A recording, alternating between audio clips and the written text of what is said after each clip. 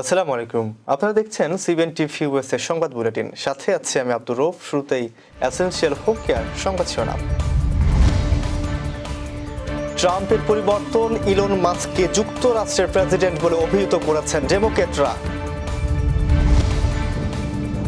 যুক্তরাষ্ট্রকে যুদ্ধাসক্ত দেশ বলে কটাক্ষ করল চীন।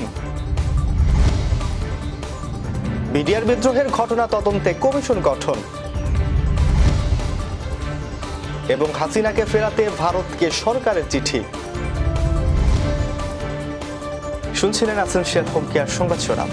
এবার বিস্তারিত। যুক্তরাষ্ট্রের রাজনীতিতে টেসলা ও স্পেস এক্সের প্রধান নির্বাহী ইলন মাস্কের প্রভাব নিয়ে বিতর্ক তুঙ্গে। ডেমোক্রেটরা দাবি করছেন প্রেসিডেন্ট ডোনাল্ড ট্রাম্প কার্যত তার দায়িত্ব ইলন মাস্কের হাতে ছেড়ে দিয়েছেন। যদিও ট্রাম্প এই দাবি প্রত্যাখ্যান করেছেন এবং একে বিরোধীদের ছড়ানো প্রোপাগান্ডা বলে অভিহিত করেছেন। ইলন মাস্ক ট্রাম্প প্রশাসনে বড় ভূমিকা পালন করছেন। নির্বাচনের পর মাস্ককে ফেডারেল ব্যয় কাটছাঁটের জন্য নতুনভাবে গঠিত ডিপার্টমেন্ট অফ গভর্নমেন্ট ইফিসিয়েন্সির প্রধান হিসেবে নিয়োগ দেওয়া হয়। ডেমোক্রেটরা অভিযোগ করেছেন মাস্কের ক্রমবর্ধমান প্রভাব যুক্তরাষ্ট্রের প্রচলিত ক্ষমতার ভারসাম্যকে ক্ষতিগ্রস্ত করছে। মাস্ক সম্প্রতি একটি বাজেট চুক্তির বিরোধিতা করে সামাজিক মাধ্যমে রিপাবলিকানদের তা প্রত্যাখ্যান করতে বলেন। ডেমোক্রেটরা এই ঘটনায় মাস্ককে ব্যঙ্গ করে প্রেসিডেন্ট মাস্ক বলে অভিহিত করেছেন। কংগ্রেসের রিপাবলিকানদের কিছু সদস্য মাস্কের রাজনৈতিক ভূমিকা নিয়ে ইতিবাচক হলেও অনেকেই এই প্রভাব নিয়ে উদ্বেগ প্রকাশ করেছেন।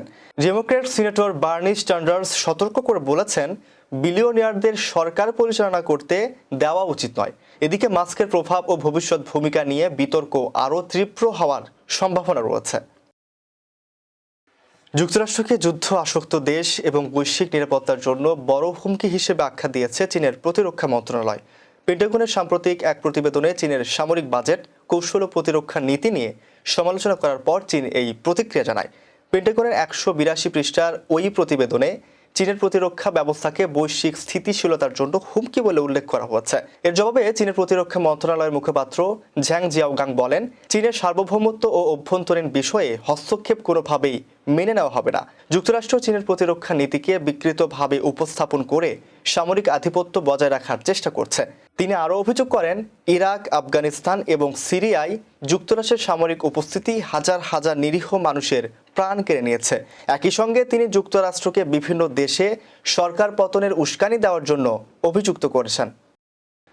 2009 সালের 25 ফেব্রুয়ারি পিলখানায় সংঘটিত বিডিআর বিদ্রোহের ঘটনা তদন্তে 7 সদস্যের কমিশন গঠন করা হয়েছে বলে জানিয়েছে স্বরাষ্ট্র উপদেষ্টা লেফটেন্যান্ট জেনারেল মোহাম্মদ জাহাঙ্গীর আলম চৌধুরী।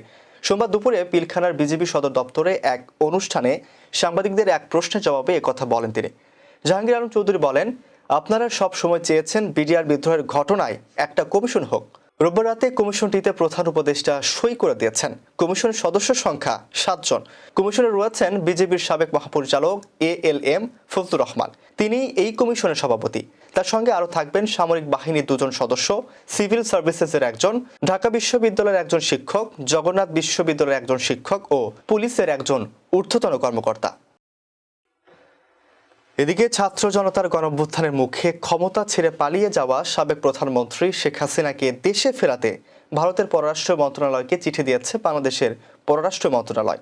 সোমবার পররাষ্ট্র মন্ত্রণালয়ে সাংবাদিকদের এ তথ্য জানিয়েছেন অন্তর্বর্তী সরকারের পররাষ্ট্র বিষয়ক উপদেষ্টা মোহাম্মদ তৌহিদ হোসেন। এর আগে সকালে স্বরাষ্ট্র উপদেষ্টা লেফটেন্যান্ট জেনারেল জাহাঙ্গীর আলম চৌধুরী জানান, গত 5 আগস্ট গণ আন্দোলনের মুখে ভারতে পালিয়ে যাওয়া সাবেক প্রধানমন্ত্রী শেখ হাসিনাকে ফেরাতে পররাষ্ট্র মন্ত্রণালয়ে চিঠি পাঠানো হয়েছে।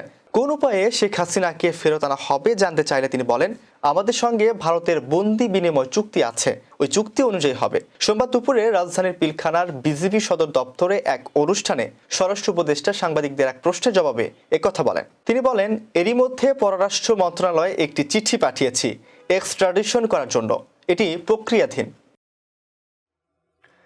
এবার কর্ণফুলী ইনকাম ট্যাক্স সংবাদ শিরোনাম। বাংলাদেশি আমেরিকান ফাউন্ডেশন অফ আলবেনির বিজয় দিবস উদযাপন এবং ব্রঙ্কসে 17 সংগঠনের উদ্যোগে বিজয় দিবস উদযাপিত। আবারও স্বাগতম সিবিএন টিভি ইউএসএ সংবাদ বুলেটিনে। শুনছিলেন কর্ণফুলী ইনকাম ট্যাক্স সংবাদ শিরোনাম। এবার বিস্তারিত। নিউ ইয়র্ক রাজ্যের আলবেনির লেথাম রিজ স্কুল চত্বরে বাংলাদেশি আমেরিকান ফাউন্ডেশন অফ আলবেনি তথা বাফার উদ্যোগে বিজয় দিবস উদযাপিত হচ্ছে। শনিবার দিনব্যাপী অনুষ্ঠানে প্রবাসী বাঙালিদের উপস্থিতি ছিল উৎসব মুখর। আয়োজনের প্রথম পর্বে শিশু কিশোরদের পরিবেশনা ছিল হৃদয়ের গভীরে ভালোবাসায় আঁকা প্রিয় বাংলাদেশ, প্রিয় আমেরিকা। এই পর্বে বাংলাদেশ ও যুক্তরাষ্ট্রের জাতীয় সঙ্গীত পরিবেশিত হয়। এরপর পরিবেশিত হয় গীতি নৃত্যালেখ্য সবকটা জানালা খুলে দাও না। এতে ব্রিটিশ বিরোধী আন্দোলন থেকে মুক্তিযুদ্ধ পর্যন্ত সংগ্রামের ইতিহাস তুলে ধরা হয়। ব্রোঙ্কসে 17 সংগঠনের উদ্যোগে সম্মিলিতভাবে বাংলাদেশের 54তম বিজয় দিবস উদযাপিত হচ্ছে। সোমবার বিকেলে স্টার্লিং বাংলা বাজার ইউনিয়ন পোর্ট রোডের আল আকসা পার্টি হলে নানা কর্মসূচির মধ্য দিয়ে দিবসটি উদযাপিত করা হয়। অনুষ্ঠানমালায় ছিল শিশুদের চিত্রাঙ্কন প্রতিযোগিতা, মুক্তিযোদ্ধাদের সম্মাননা প্রদান, আলোচনা ও সাংস্কৃতিক পরিবেশনা। ব্রোঙ্কস সম্মিলিত বিজয় দিবস উদযাপন কমিটির আহ্বায়ক সামাদ মিয়া জাকারিয়ার সভাপতিত্বে এবং কমিটির সদস্য সচিব কাজী রবিউজ্জামানের পরিচালনায় অনুষ্ঠানে উদ্বোধন করেন New York state senator Nathalia Fernandez ও New York city councilman Amanda ফারিয়াজ।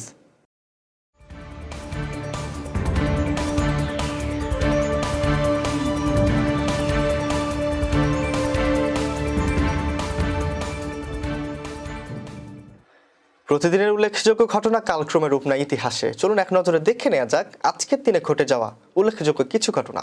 1949 সালের আজকের এই দিনে মাওলানা ভাসানীর নেতৃত্বে আওয়ামী মুসলিম লীগ প্রতিষ্ঠিত হয়। 1916 সালের আজকের এই দিনে প্রথম কার্ল অস্ট্রিয়ার সিংহাসনে আরোহণ করেন। 1936 সালের আজকের এই দিনে লাইফ ম্যাগাজিনের প্রথম সংখ্যা প্রকাশিত হয়। এই ছিল সিবিএন টিভি ইউএস এর সংবাদ বুলেটিনে শেষ করছি। পরবর্তী বুলেটিন দেখার আমন্ত্রণ জানিয়ে এতক্ষণ সাথে থাকার জন্য ধন্যবাদ সবাইকে।